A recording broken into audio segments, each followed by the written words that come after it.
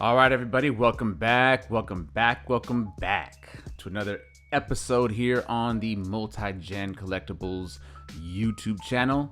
As you see, I have some cards on the displays from one of the previous videos, just because I was able to take photos of them, sleeve them up, and I said, you know what, let's leave them out for the next video and just add a little bit of color with all the painting, the drawings that these collector's choice cards provide, which I absolutely love.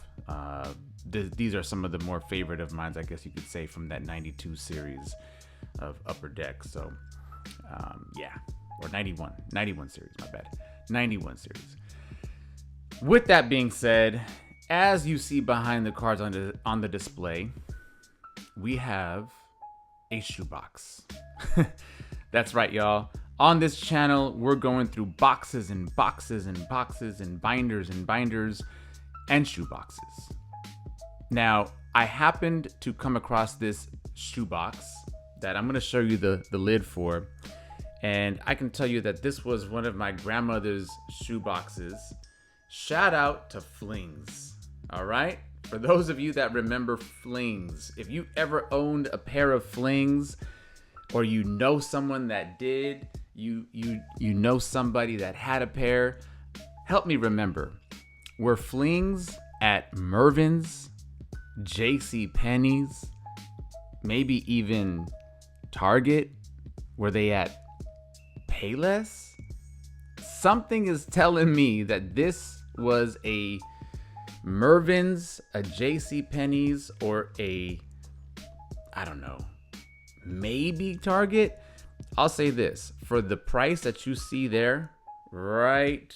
Let me see if I can angle this right. For that price, I don't know if you can see the price right there. That sure as hell is not Payless shoe store. I can tell you that right now. So I'm guessing maybe this is a box of Flings from one of those other department stores, retail stores. But anyways, I came across this box and I opened it. I'm like, what the heck is even in here? So we're going to take a look on camera. I've looked in. Now you're going to get a chance to look in with me and reintroduce ourselves to what's in here. Again, this channel is dedicated to going through the story and the journey of the collection that my grandmother and I had from 88 to about 94. So let's find out what's in the box of Flings. Here we go. First off and foremost, I've said this many times. My grandmother would get boxes and rip packs and get boxes and rip packs. And here we have one of the cutouts from the 1994 Score box. I can't tell you if she bought the entire box and how many of them. I'm sure she bought several. Or maybe arrived at a store and said, oh, there's only 4 or 5 packs left in that box. Let me just take the box with me. I know I did that several times, many times. I'm sure we've all done that. Hey, whatever's on the shelf, I'll just take that. Can I have the box too? Perfect. And then she would take this and she would put it on the box of cards, as I've shown you in the past, and she'll glue it on there to indicate what's in that box. Well, this time around, she didn't put that on the box of Flings. So let's see what is in here. There are some cards that are loose, and then there are some cards that are, as we see here, wrapped up in rubber band. Oh no. I know some of y'all right now are already thinking, oh heck no. How are you gonna put that Ken Griffey Jr. Score card, 1992 Score? How are you gonna put that with all them other cards in a rubber band? That's not how you take good care of cards. Well, remember something. Back in the 80s and 90s, and even before that, people were not collecting cards based on PSA value and getting them slabbed and graded 10s. We were collecting to collect, and that was really it. Sadly, as you see here, even though this set of cards that we see in this box who knows, has probably been in this box or been in and out of this box for many years. Sadly, it looks like it got left with the imprint, or not the imprint, but I guess you would call it an imprint burned into the side of the cards from the pressure of the rubber band. So that line right there, and maybe even that one right here, came from the rubber band itself. And unfortunately, this Ken Griffey Jr. card, as we see here, ended up with a little bit of that damage from the pressure of the rubber band. So we know this is never going to grade a 10, never going to grade a 9, but it's still a Ken Griffey Jr. card. So we'll start with Ken Griffey Jr. as we see right there. 92 score, okay?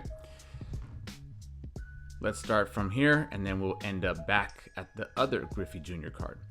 For those of you that remember 92 score, they did a lot of these right here, where it was something about the season awards, and this was one of the no-hitters, Tommy Green from the Phillies, Cito Landrum, Reggie Jefferson. Who else are we gonna find? Rob McDonald, but not Ben McDonald. These are rookie prospects, right? These are all the rookie prospects from 1992.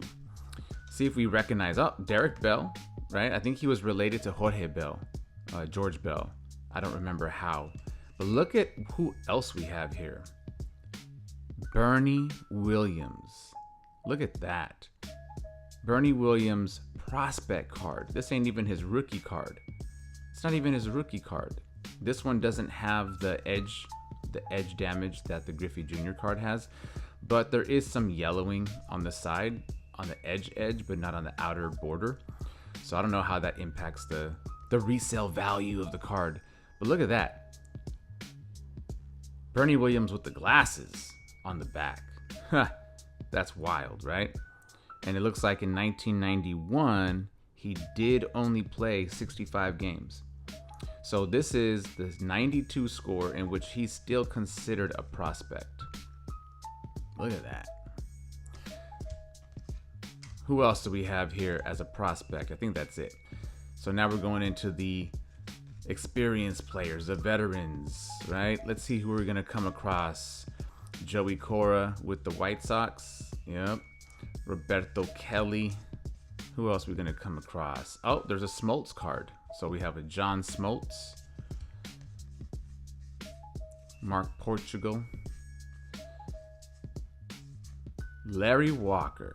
1992 score. Look at that. Larry Walker with the Expos. Before he went off to Colorado and crushing home runs in the thin air of Colorado. Harold Baines with the A's again. Again, Hall of Fame player, right? Teddy Higuera, one of the Bulls from Mexico. Look at that. Representing Mexico from a long time ago. Luis Gonzalez, he was heavily prospected in the early 90s as well before he entered the league. Ivan Calderon, Alex Fernandez was also a very popular prospect.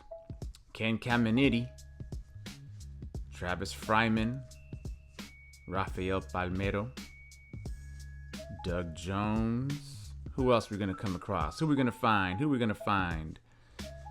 Dave Henderson smiling again. Look at that. Once again, what did I tell you? Henderson is always smiling in every card. Will Clark. Oh, look who we have. And we finish off with Nolan Ryan. I thought there was 2 Griffey Juniors, but I guess it's only 1. So this Griffey Jr., if you feel the edge, you could definitely feel the imprint of the rubber band. The Nolan Ryan, slight imprint, slight.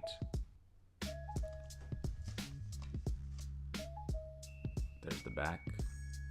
Slight imprint, slight yellowing on the edges. And then the Will Clark, even less slight, even less noticeable, but there's just a little bit of a ridge there on that left side.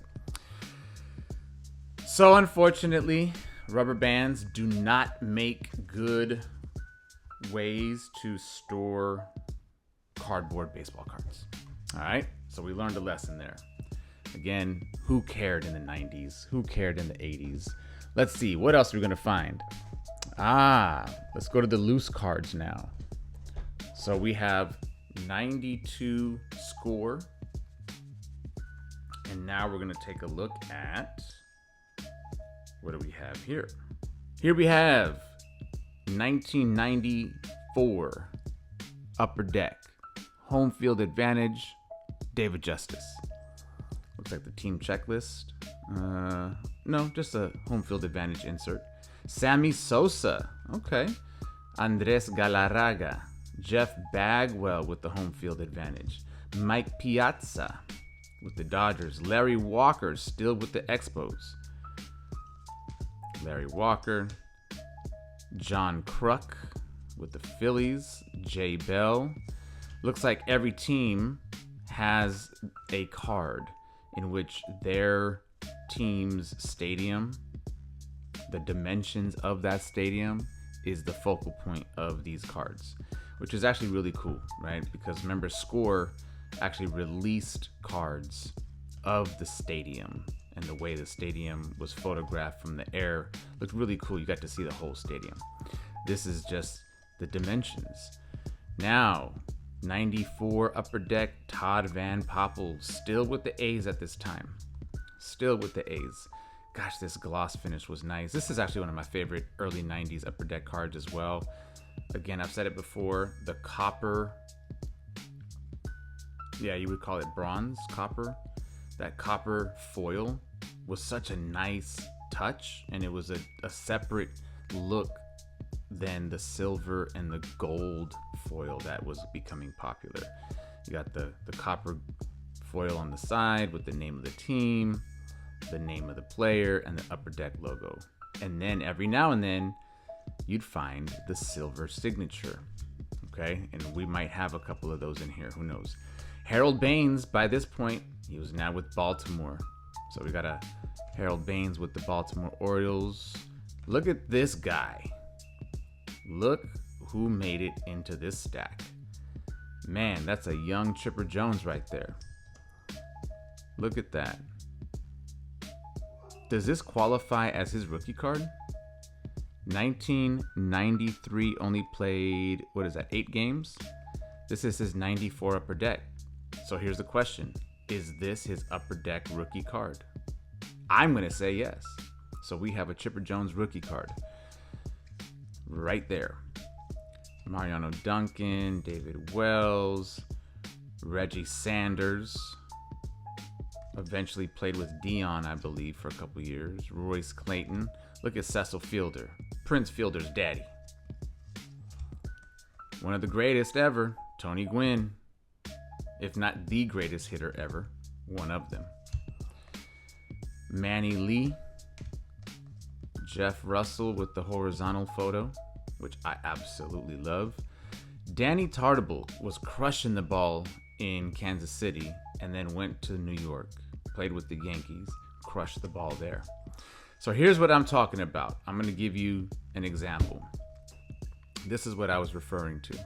You have this Jeffrey Hammonds card with the bronze foil, and then you have this one with the silver foil. So these became the silver, I guess, would you say parallels? Are these parallels? What we consider parallels, right? So this is the silver parallel. Okay. This is the electric diamond silver parallel, whereas the copper doesn't include that. All right.